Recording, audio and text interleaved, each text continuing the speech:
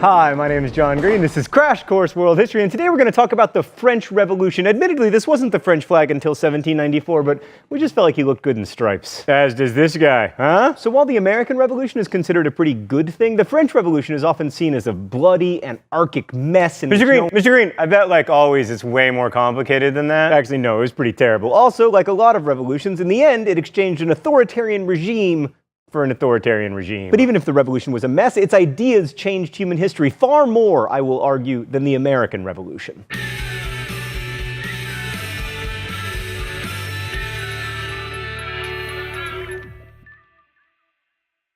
Right, so France in the 18th century was a rich and populous country, but it had a systemic problem collecting taxes because of the way its society was structured. They had a system with kings and nobles we now call the Ancien Régime.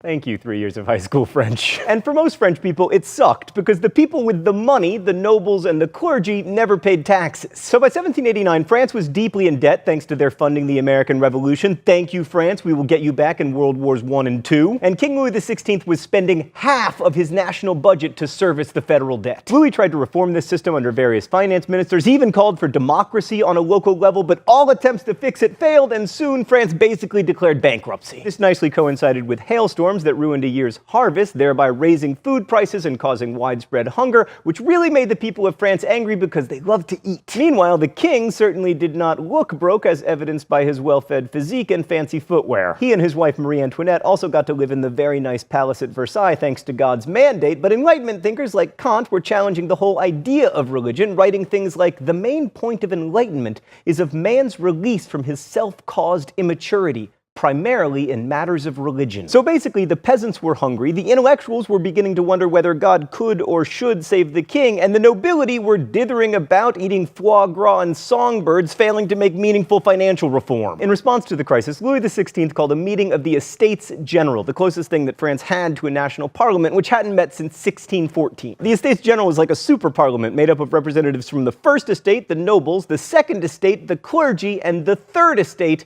everyone else. The Third Estate showed up with about 600 representatives. The First and Second Estates both had about 300, and after several votes, everything was deadlocked, and then the Third Estate was like, you know what, forget you guys. We're gonna leave, and we're gonna become our own National Assembly. This did not please King Louis XVI, so when the new National Assembly left the room for a break, he locked the doors, and he was like, sorry guys, you can't go in there, and if you can't assemble, how are you gonna be a National Assembly? Shockingly, the Third Estate representatives were able to find a different room in France, this time an indoor tennis court where they swore the famous tennis court oath, and they agreed not to give up until a French constitution was established. So then Louis XVI responded by sending troops to Paris, primarily to quell uprisings over food shortages, but the revolutionaries saw this as a provocation. So they responded by seizing the Bastille prison on July 14th, which coincidentally is also Bastille Day. The Bastille was stormed ostensibly to free prisoners, although there were only 7 in jail at the time, but mostly to get guns. But the really radical move in the National Assembly came on August 4th, when they abolished most of the Ancien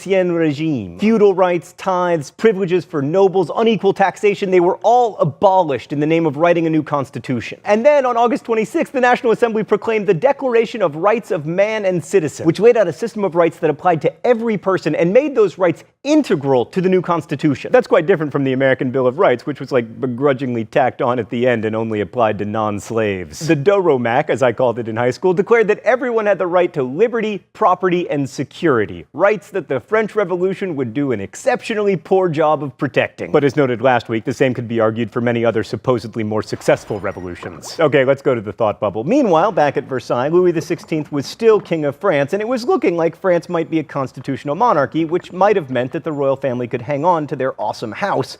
But then, in October of 1789, a rumor started that Marie Antoinette was hoarding grain somewhere inside the palace, and in what became known as the Women's March, a bunch of armed peasant women stormed the palace and demanded that Louis and Marie Antoinette move from Versailles to Paris, which they did because everyone is afraid of armed peasant women.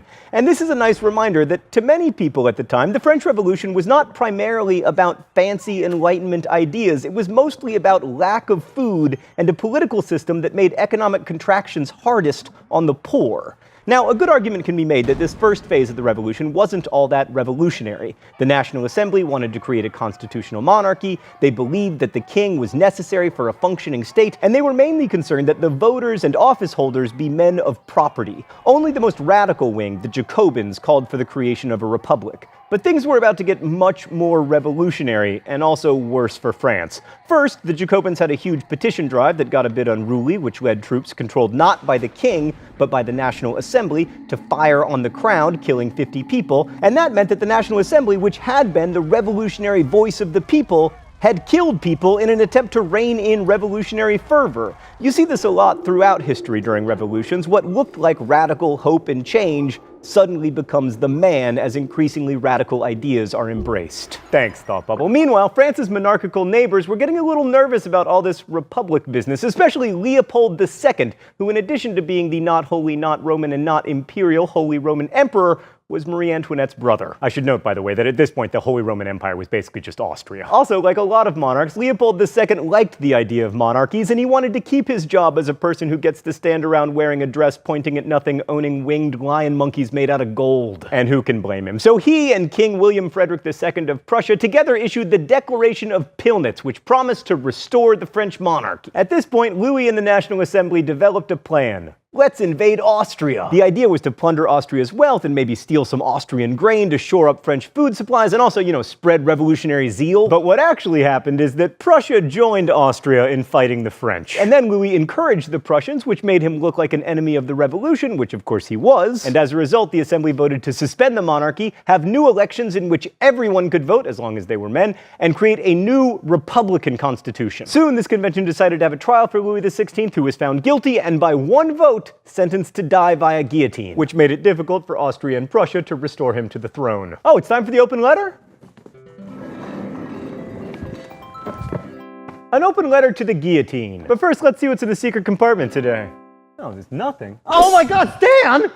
Gee, that's not funny! Dear Guillotine, I can think of no better example of Enlightenment thinking run amok. Dr. Joseph Guillotine, the inventor of the guillotine, envisioned it as an egalitarian way of dying. They said the guillotine was humane, and it also made no distinction between rich or poor, noble or peasant. It killed equally. You were also celebrated for taking the torture out of execution, but I will remind you, you did not take the dying out of execution. Well, unfortunately for you, France hasn't executed anyone since 1977, but you'll be happy to know that the last legal execution in France was via guillotine. Plus, you always got a future in horror movies. Best wishes, John Green. The death of Louis XVI marks the beginning of the Terror, the best known, or at least the most sensational phase of the revolution. I mean, if you can kill the king, you can kill pretty much anyone, which is what the government did under the leadership of the Committee of Public Safety, motto, "We suck at protecting public safety," led by Maximilien Robespierre. The Terror saw the guillotining of 16,000 enemies of the revolution, including Marie, I never actually said let them eat cake, Antoinette, and Maximilien Robespierre himself, who was guillotined in the month of Thermidor in the year 2. Oh right, so while France was broke and fighting like 9 wars, the Committee of Public Safety changed the measurements of time because, the traditional measurements are so irrational and religion-y. So they renamed all the months and decided that each day would have 10 hours and each hour 100 minutes. And then after the Terror, the revolution pulled back a bit and another new constitution was put into place, this one giving a lot more power to wealthy people. At this point, France was still at war with Austria and Britain, wars that France ended up winning largely thanks to a little corporal named Napoleon Bonaparte. The war was backdrop to a bunch of coups and counter-coups that I won't get into right now because they were very complicated, but the last coup that we'll talk about in 1799 established Napoleon Bonaparte as the first consul of France. And it granted him almost unlimited executive power under yet another constitution. And when he was declared first consul of France, Napoleon proclaimed, "Citizens, the revolution is established on the principles with which it began.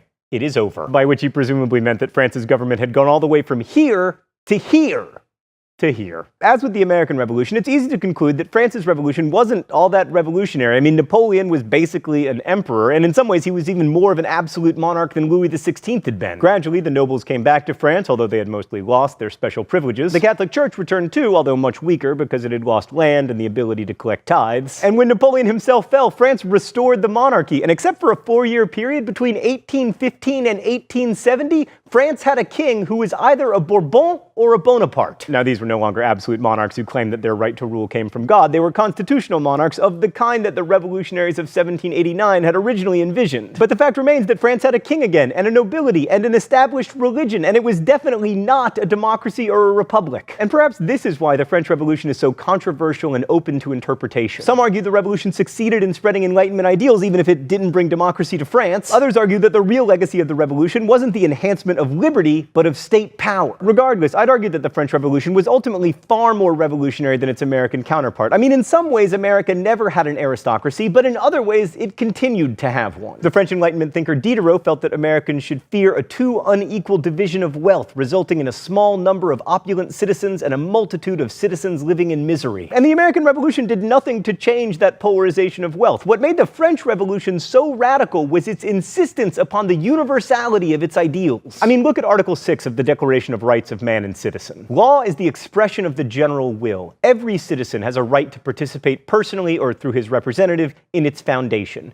It must be the same for all, whether it protects or punishes. Those are radical ideas, that laws come from citizens, not from kings or gods, and that those laws should apply to everyone equally? That's a long way from Hammurabi, and in truth, it's a long way from the slave-holding Thomas Jefferson. In the 1970s, Chinese President Zhou Enlai was asked what he thought the effects of the French Revolution had been, and he said, "It's too soon to say." And in a way, it still is. The French Revolution asked new questions about the nature of people's rights and the derivation of those rights. And we're still answering those questions and sorting through how our answers should shape society today. Must government be of the people to be for the people? Do our rights derive from nature or from God or from neither? And what are those rights? As William Faulkner said, the past is never dead, not even past.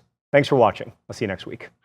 Crash Course is produced and directed by Stan Muller. Our script supervisor is Danica Johnson. The show is written by my high school history teacher, Raoul Meyer, and myself. Our graphics team is Thought Bubble, and we are ably interned by Meredith Danko. Last week's phrase of the week was giant teabag. If you want to suggest future phrases of the week or guess at this week's, you can do so in comments, where you can also ask questions about today's video that will be answered by our team of historians. Thanks for watching Crash Course, and as we say in my hometown, don't forget to be awesome.